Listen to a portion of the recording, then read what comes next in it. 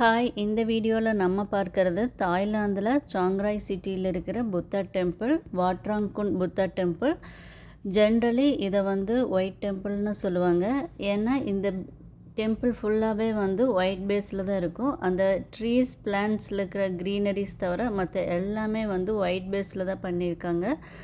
So இது white டெம்பிள்னு சொல்லுவாங்க. இந்த டெம்பிள் பார்த்திங்கன்னா சாங்மாய் சிட்டியிலேருந்து 2 hours ட்ராவல் பண்ணால் சாங்ராய் சிட்டியில் வரும். இந்த சிட்டியில் அவுட்டரில் ஒரு பெரிய ஏரியாவில் இந்த டெம்பிள் கன்ஸ்ட்ரக்ட் பண்ணியிருக்காங்க.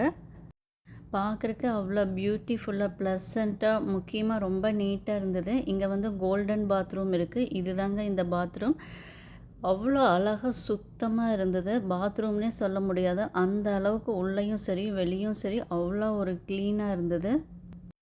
மிகப்பெரிய ஏரியாவில் கேவ், கார்டன் இந்த மாதிரி செட் பண்ணி ஃபுல்லாகவே ஒயிட் பேஸில் தான் பண்ணியிருக்காங்க.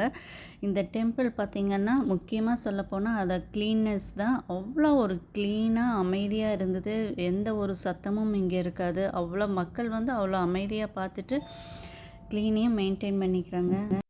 இங்கே பார்த்திங்கன்னா என்ட்ரன்ஸ் ஃபீஸ் ஃபாரினர்ஸ்க்கு, டூரிஸ்ட்க்கு 100 baht கலெக்ட் பண்ணுறாங்க. பட் அவங்க கண்ட்ரி பீப்புளுக்கு no entrance fees, free entry தான்.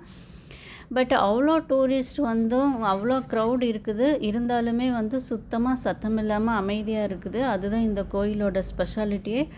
ஒவ்வொரு இடத்துலையும் பார்த்திங்கன்னா அதனுடைய அந்த ஒர்க்கு ரொம்ப அழகாக பண்ணியிருந்தாங்க. அது பியூட்டிஃபுல்லாக பார்க்குறக்கே அவ்வளோ ப்ளசண்ட்டாக இருந்தது.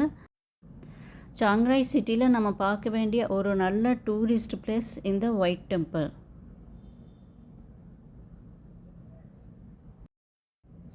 இதெல்லாம் சுற்றி பார்க்குறக்கு பார்த்திங்கன்னா எப்படியும் மினிமம் நம்மளுக்கு 3 hours எடுக்கும்.